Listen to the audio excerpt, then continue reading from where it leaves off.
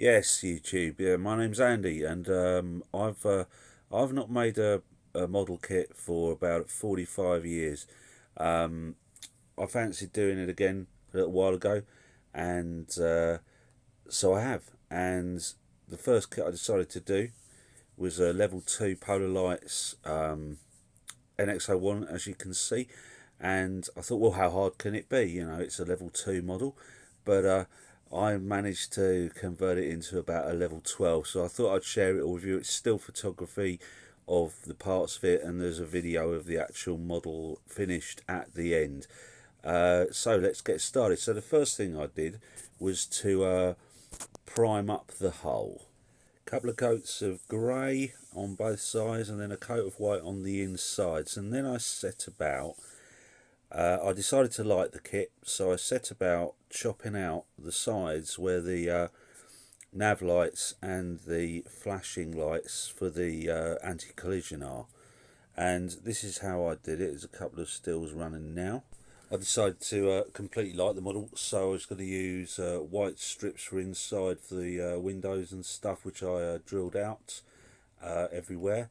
And I was going to use 402 LED wired for the for all of the other lights flashing, and put a flasher circuit in for the nav lights. So the first real problem I encountered was the impulse blue engine at the back, the impulse crystal, and the flashing nav light. Now this is how I got round it. I decided to trench out in the little wingy shaped bit, because I thought if you put the wires flat, glue them down, paint over them, you'll never see it. So there's a picture of the flasher going in. There's another, yeah, that's the flashing white light, which I positioned using the thing, and there's the blue impulse light. So there it is, all kind of laid in. So I've got two wide, to the lives, the positives on one side, negatives on another. Going to whip them round inside and send them back to the power. So everything up to this point had gone smoothly, but I did a bit of a light test with some LEDs, and I found it was leaking like mad. So I flat blacked the hole inside of it. Then I retested it and found that there wasn't enough light inside to light the windows, so I had to re-white it, and so that's what I did. And then laid in the excuse me, laid in the basic set of strip LEDs to do the white light, the general white lights. So next job I decided was to get the impulse engine lights in. I got some blue LEDs in for that at the back there, and lay in the wires for the nav lights and the flashes at the front there. So that's all laid in, and there's a bit of testing shot there. That's the flasher unit, which fits very nicely, very snug in there, in the middle. And I put a light on the bottom. As you see, the wiring is getting more and more crazy. I put a light on the bottom of that to light up the sensor dome on the base. You can see it shining through the board in that shot there. That's, you know, it looks very messy, and it was, because I was a bit frightened about stripping the wires because it's so tiny. That's both sides of it now, with all the lights linked in. Getting nearer and getting quite complex. There's the top side. I lit up the shuttle landing bays as well, whatever they are on the sides there. I'm not totally sure what they are. Then I moved on to the nacelles. So the nacelles, I decided to do nav lights on them, flashers, and the blue and red lights,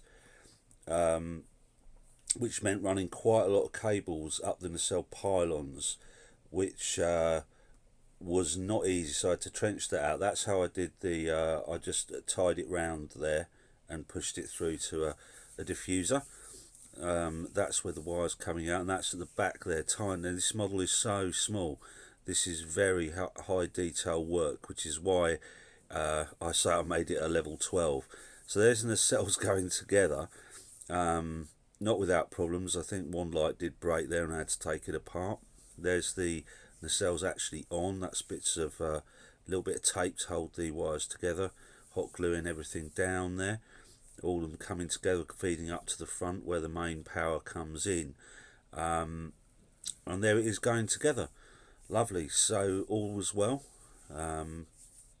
It seemed everything was working and everything was good. There it is together with the nacelles actually glued on as well. And there's the bottom with the main feed. I had two different feeds, one for the top and the bottom. Now that was a very disappointing moment. The seam on the top, didn't know what to do about that.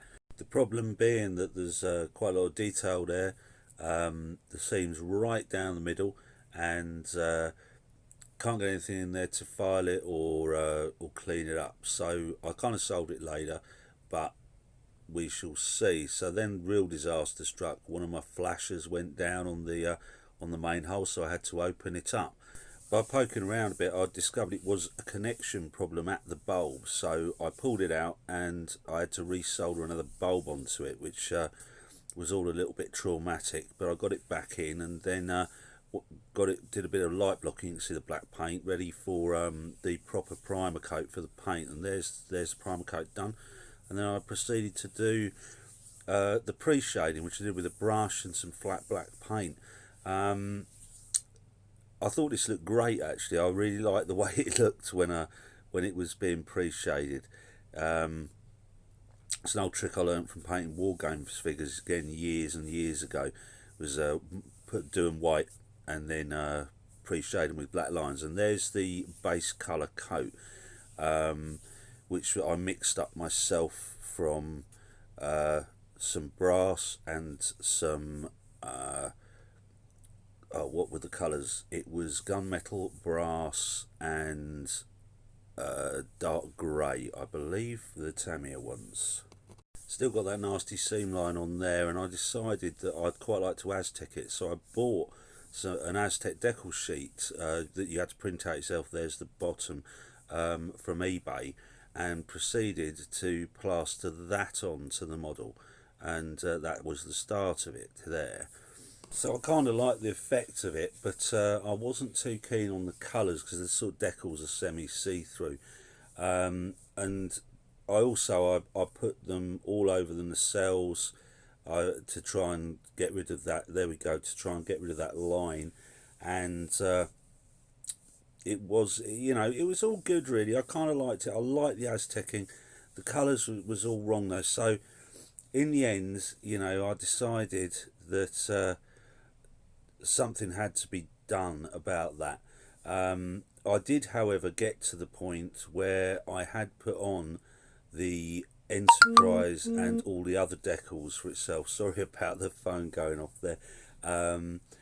But I kind of, we're coming up to that now. It was all a little bit disappointing once I got all the decals on it, to be fair. So I decided to up the ante again and make a big change. So I started detail painting with my brushes and stuff, and I started with the cells there, and